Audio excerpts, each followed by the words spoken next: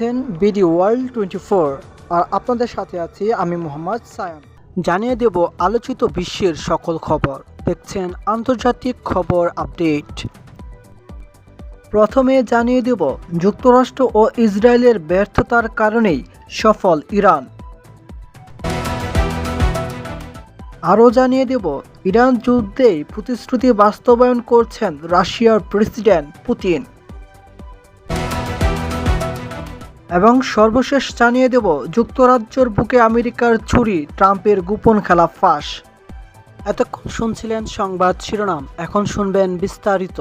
তবে তার আগে আপনার কাছে অনুরোধ রইল এই ভিডিওটিতে একটি লাইক ও কমেন্ট করে জানিয়ে দিন কে কোন জায়গা ও জেলা থেকে দেখছেন। ইরানের কাছে কি সত্যি আছে পারমাণবিক অস্ত্র তৈরির মূল হাতিয়ার? কারণ ইসরায়েলের প্রধানমন্ত্রী বেনিয়ামিন নেতানিয়াহু সম্প্রতি দাবি করেছেন যে কমপক্ষে 1 বছর আগেই পারমাণবিক অস্ত্র তৈরি করে ফেলত ইরান। আর সমরবিদরা বলছেন ইরান তৈরি করছে এমন একটি ব্যালিস্টিক মিসাইল যাতে বহন করা যাবে পারমাণবিক অস্ত্রের ওয়ারহেডও। কিন্তু যুক্তরাষ্ট্র ও ইসরায়েলের চলমান আগ্রাসনের মাঝে ইরান কিভাবে পারমাণবিক কর্মসূচি বজায় রেখেছে? দেশটি কি আসলেই পারমাণবিক অস্ত্র তৈরি করছে? ইরানের পারমাণবিক কার্যক্রমকে ঘিরে ব্যাপক চিন্তাতেই রয়েছেন মার্কিন প্রেসিডেন্ট ডোনাল্ড ট্রাম্প ও ইসরায়েলের প্রধানমন্ত্রী বেনিয়ামিন নেতানিয়াহু। যুদ্ধ কিংবা নিষেধাজ্ঞা, ইহুদিবাদীদের কোনো বাধাই পারমাণবিক কর্মসূচি চালিয়ে যেতে ইরানকে পিছিয়ে রাখতে পারছে না। যদিও সাম্প্রতিক সময়ে ট্রাম্প দাবি করেছিলেন যে মার্কিন বাহিনীর ছোড়া বাংকার বাস্টার বোমার আঘাতে ধ্বংস হয়েছে ইরানের পারমাণবিক কেন্দ্রগুলো। কিন্তু বাস্তবতা আসলে কি বলছে? সাম্প্রতিক যুদ্ধে ইরানের বুশেহর, ইস্পাহান ও নাতানস পারমাণবিক কেন্দ্রে দফায় দফায় হামলা চালায় যুক্তরাষ্ট্র ইসরায়েলের সম্মিলিত সামরিক বাহিনী। তবে মার্কিন গোয়েন্দাদের দাবি সেসব স্থাপনার অবকাঠামোগত কিছুটা ক্ষতি হলেও মূল ভিত্তি এখনো অটল আছে। এদিকে জাতিসংঘের পরমাণু পর্যবেক্ষক সংস্থা IAEA এর প্রধান রাফায়েল গ্রসির অভিযোগ কিছুটা ভিন্ন। ইহুদিবাদীদের বারবার হামলার পরও ইরানের কাছে এখনও আছে 60%-এরও বেশি মাত্রার সমৃদ্ধ ইউরেনিয়াম, যেগুলোকে 90% উন্নীত করলে একাধিক পারমাণবিক অস্ত্র তৈরি করতে পারবে তেহরান, এমনটাই দাবি রাফায়েল গ্রসির। ইরানের বিরুদ্ধে ইহুদিবাদীদের আগ্রাসনের মূল কারণটাই হচ্ছে তেহরানের পারমাণবিক কার্যক্রম। দেশটির কাছে সমৃদ্ধ ইউরেনিয়ামের উপস্থিতি থাকায় সেটিকে পারমাণবিক অস্ত্র তৈরির মূল হাতিয়ার হিসেবেই বিবেচনা করে আসছে যুক্তরাষ্ট্র ও ইসরায়েল। আর এটিকে বন্ধ করতে ইরানকে ক্রমাগত বিভিন্ন ধরনের চাপ দিয়েই চলেছে মার্কিন প্রশাসন। তবে কোনো চাপের কাছেই মাথা নত না করার অবস্থানে অটল তেহরান। এ প্রসঙ্গে ইরানের পররাষ্ট্র মন্ত্রণালয়ের মুখপাত্র ইসমাইল বাঘাই সম্প্রতি বলেছেন, মাটির মতোই আমাদের কাছে মহামূল্যবান হল সমৃদ্ধ ইউরেনিয়াম। এই ইস্যুতে কারোর সাথে আপোষ করবে না তেহরান। আমাদের পারমাণবিক কর্মসূচি বছরের পর বছর ধরে চলা অভ্যন্তরীণ বৈজ্ঞানিক প্রচেষ্টার প্রতিফলন। তাই ইরান তার পারমাণবিক সক্ষমতা যে কোনো আগ্রাসনের মুখেই রক্ষা করে যাবে।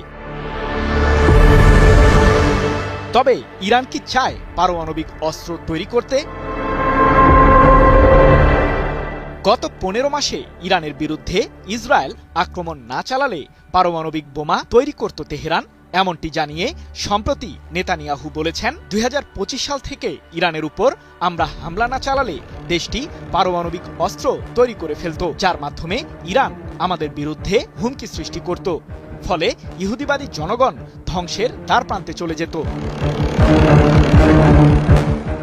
আমি ভরসা রাখি ইরান স্মার্ট ওয়াটার পিউরিফায়ারে। বিশ্লেষকদের দাবি, নিজেদের মিসাইলের শক্তি আরও বৃদ্ধি করতে ইরান তৈরি করছে ঘায়েম 100 মডেলের ব্যালিস্টিক ক্ষেপণাস্ত্র, যার হামলা চালানোর রেঞ্জ 5000 কিলোমিটার। তবে সবথেকে চাঞ্চল্যকর বিষয় হচ্ছে এই মিসাইলটি তৈরিতে সফল হলে এটিতে পারমাণবিক অস্ত্রের ওয়ারহেড বহন করতে পারবে তেহরান। যদিও ইরানের সরকারের উচ্চমহল বারবার জানিয়েছে যে সমৃদ্ধ ইউরেনিয়াম ব্যবহার করে কোনো ধরনের সামরিক কাজ করার উদ্দেশ্য নেই দেশটির। তবে বেসামরিক খাতের উন্নয়নের জন্য ৬০%-এরও বেশি মাত্রার সমৃদ্ধ ইউরেনিয়ামের প্রয়োজনীয়তা নিয়ে ইরানের দাবির আদৌ কোনো ভিত্তি আছে কিনা সেটা নিয়েই মূলত সন্দিহান পশ্চিমারা। এবার কি পূর্ণ শক্তি দিয়েই যুদ্ধের ময়দানে নামতে যাচ্ছে ইরান? কারণ দেশটির কাছে যে হাজার হাজার ব্যালিস্টিক মিসাইল ও আত্মঘাতী ড্রোন রয়েছে সে বিষয়ে চাঞ্চল্যকর তথ্য দিয়েছেন রাশিয়ার সরকারের একজন গুরুত্বপূর্ণ ব্যক্তি। তার দাবি, পুরো দেশ জুড়েই ক্ষেপণাস্ত্রের অভেদ্য ঘাঁটি গড়ে তুলেছে ইরানের সর্বোচ্চ প্রতিরক্ষা বাহিনী IRGC। কিন্তু ইরানের ক্ষেপণাস্ত্রের বহর শক্তিশালী করার পেছনে কি রাশিয়ার কোনো যোগসাজশ রয়েছে? যদিও পশ্চিমারা বহুদিন ধরেই দাবি করে আসছে যে ইরানকে সামরিকভাবে শক্তিশালী করতে প্রয়োজনীয় সহায়তা দিচ্ছে প্রেসিডেন্ট ভ্লাদিমির পুতিনের দেশ রাশিয়া। প্রশ্ন হলো, যুক্তরাষ্ট্র ইসরায়েলের সামরিক বাহিনী কি তাহলে ইরানের কৌশলের কাছেই পরাজিত হতে যাচ্ছে? মধ্যপ্রাচ্যের চলমান উত্তাপ ছড়িয়ে পড়েছে বিশ্বের বিভিন্ন দেশে, আর এর মাঝেই ইরানকে ঘায়েল করার ষড়যন্ত্র নতুন করে চালিয়ে যাচ্ছে যুক্তরাষ্ট্র ও ইসরায়েল। ইরানের সামরিক শক্তির বিষয়ে গুরুত্বপূর্ণ তথ্য পেয়েই মধ্যপ্রাচ্যে 3টি বিমানবাহী রণতরীকে প্রস্তুত রেখেছে মার্কিন প্রশাসন, যেগুলোতে রয়েছে 2 শতাধিক যুদ্ধবিমান ও 15,000 সেনাসহ অসংখ্য সমরাস্ত্র। বিশ্লেষকদের ধারণা, যুক্তরাষ্ট্রের প্রেসিডেন্ট ডোনাল্ড ট্রাম্পের দেওয়া শর্ত ইরান মেনে না নিলে আবারও নতুন করে দেশটির বিরুদ্ধে যুদ্ধে ঝাঁপিয়ে পড়বে ইহুদিবাদীরা। তবে পিছিয়ে নেই তেহরানও। সাম্প্রতিক যুদ্ধে ইরানের সামরিক শক্তিকে ধ্বংস করার পায়তারা চালিয়েছিল যুক্তরাষ্ট্র ও ইসরায়েল, কিন্তু তাতে এক প্রকার ব্যর্থ হয়েছে ইহুদিবাদীরা। কোনো প্রকার চাপের মুখে যে নতি স্বীকার করবে না তেহরান, সে বার্তা বারবার দিয়ে চলেছে ইরানের ক্ষমতাসীন সরকার। শতভাগ প্রস্তুত রয়েছে ইরানের সশস্ত্র বাহিনী। সম্প্রতি এমনটি জানিয়ে IRGC এক বিবৃতিতে বলেছে, আমাদের আঙুল অস্ত্রের ট্রিগারেই রয়েছে। ইহুদিবাদীরা পুনরায় ইরানের বিরুদ্ধে আগ্রাসনের পায়তারা করলে আমরাও পূর্ব নির্ধারিত তালিকা অনুযায়ী যুক্তরাষ্ট্র ইসরায়েলের গুরুত্বপূর্ণ সামরিক স্থাপনাগুলোতে কঠোর হামলা চালাবো। কিন্তু সাম্প্রতিক যুদ্ধের পর ইরান ঠিক কী ধরনের সমরাস্ত্রের মজুত করেছে? যুক্তরাষ্ট্র ইসরায়েলকে পুনরায় ঘায়েল করার জন্য সর্বোচ্চ প্রস্তুতিতে রয়েছে ইরানের সামরিক বাহিনী। তেহরানের কাছে এই মুহূর্তে হাজার হাজার ক্ষেপণাস্ত্র ও আত্মঘাতী ড্রোন রয়েছে, এমনটি জানিয়ে রাশিয়ার ফেডারেশন কাউন্সিলের তথ্য ও নীতি বিষয়ক কমিশনের চেয়ারম্যান অ্যালেক্সেই পুশকভ বলেছেন, পুনরায় যুদ্ধের জন্য ইরানিরা খুব ভালোভাবেই প্রস্তুতি সেরেছে। দেশটি তাদের সমস্ত ক্ষেপণাস্ত্র ভূগর্ভে সরিয়ে নিয়েছে, যেগুলো ছড়িয়ে আছে পুরো ইরান জুড়ে। আর এই ক্ষেপণাস্ত্র ঘাঁটিগুলোকে ধ্বংস করা যুক্তরাষ্ট্র ইসরায়েলের পক্ষে প্রায় অসম্ভব। ২৬ এপ্রিল এক প্রতিবেদনে এমন তথ্যই জানিয়েছে রাশিয়ার রাষ্ট্রীয় সংবাদ মাধ্যম তাস। তবে কি রাশিয়া এক্ষেত্রে ইরানকে কোনো সহযোগিতা করেছে? ইহুদিবাদীদের বিরুদ্ধে যুদ্ধের জন্য বহুদিন ধরেই সামরিক কৌশল সাজাচ্ছে ইরান, এমনটাই দাবি অ্যালেক্সেই পুশকভের। আর যুক্তরাষ্ট্র ইসরায়েলের বিরুদ্ধে সাম্প্রতিক যুদ্ধের সময়ই ইরানের পররাষ্ট্রমন্ত্রী আব্বাস আরাকচি বেশ দম্ভের স্বরেই জানিয়েছিলেন, 2 দশকেরও বেশি সময় ধরে ইহুদিবাদীদের বিরুদ্ধে রণকৌশল সাজাচ্ছে তেহরান। এদিকে ইরানের সাথে বহু বছর ধরেই কৌশলগত সম্পর্ক জোরদার করে আসছে রাশিয়া।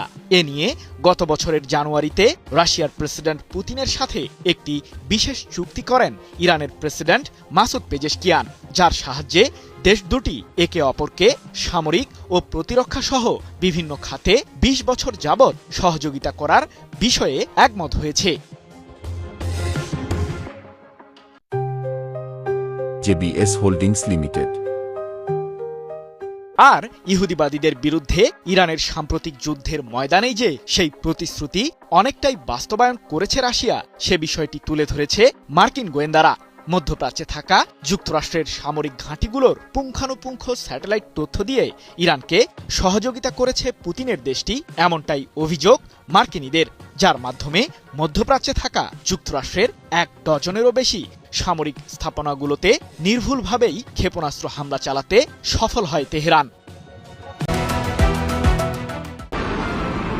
ইরানের বিরুদ্ধে যুদ্ধ, সীমাহীন লোভ আর স্বার্থপরতার কারণে কফিনে শেষ পেরেক লাগিয়েছে আমেরিকা।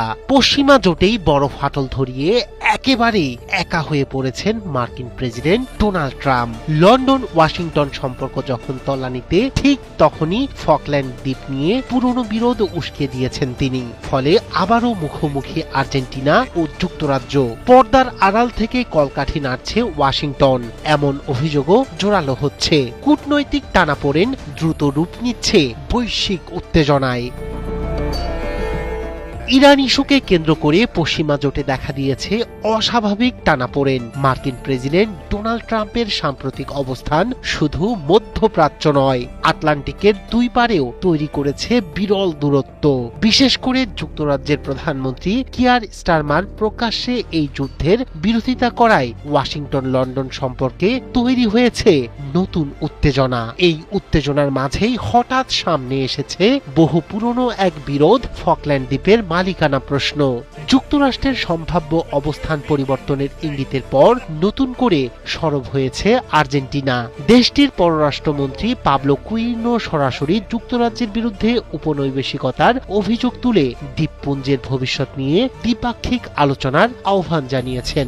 তার দাবি, এই অঞ্চল আর্জেন্টিনার সার্বভৌমত্বের অংশ এবং ব্রিটিশ নিয়ন্ত্রণ তাদের ভৌগোলিক অখণ্ডতাকে লঙ্ঘন করেছে। বিশ্লেষকরা বলছেন, ইরান যুদ্ধ ইস্যুতে পূর্ণ সমর্থন না পাওয়ায় যুক্তরাজ্যের ওপর চাপ তৈরি করতেই এই ফকল্যান্ড কার্ড ব্যবহার করছে ওয়াশিংটন। এমনকি পেন্টাগনের অভ্যন্তরীণ আলোচনায় ইউরোপীয় মিত্রদের উপর কূটনৈতিক চাপ বাড়ানোর কৌশল হিসেবেও বিষয়টি উঠে এসেছে। অন্যদিকে ফকল্যান্ড দ্বীপপুঞ্জের স্থানীয় প্রশাসন ট্রাম্পের মন্তব্যের তীব্র সমালোচনা করেছে। তাদের দাবি, 2013 সালের গণভোটে বিপুল সংখ্যাগরিষ্ঠ প্রায় 99.8% মানুষ ব্রিটিশ শাসনের অধীনেই থাকতে চেয়েছেন। ফলে আত্মনিয়ন্ত্রণের অধিকারী এখানে সবচেয়ে গুরুত্বপূর্ণ। এই অবস্থানেই অনড় রয়েছে লন্ডন। কিয়ার স্টারমারের মুখপাত্র স্পষ্ট জানিয়েছেন, ফকল্যান্ড দ্বীপপুঞ্জ যে ব্রিটিশ তা নিয়ে কোনো সন্দেহ নেই এবং সরকার এই অবস্থান রক্ষায় প্রতিশ্রুতিবদ্ধ। আর কিয়ার স্টারমার জানিয়েছেন, নিজ দেশের সার্বভৌমত্ব রক্ষায় যে কোনো হুমকিকে মোকাবিলা করতে প্রস্তুত তার দেশ। সব মিলিয়ে ইরান যুদ্ধকে কেন্দ্র করে শুরু হওয়া এই কূটনৈতিক টানাপোড়েন এখন ছড়িয়ে পড়েছে দক্ষিণ আটলান্টিক পর্যন্ত। পুরনো বিরোধ নতুন করে মাথাচাড়া দিয়ে উঠছে আর বৈশ্বিক শক্তির সমীকরণও বদলে যাওয়ার ইঙ্গিত দিচ্ছে।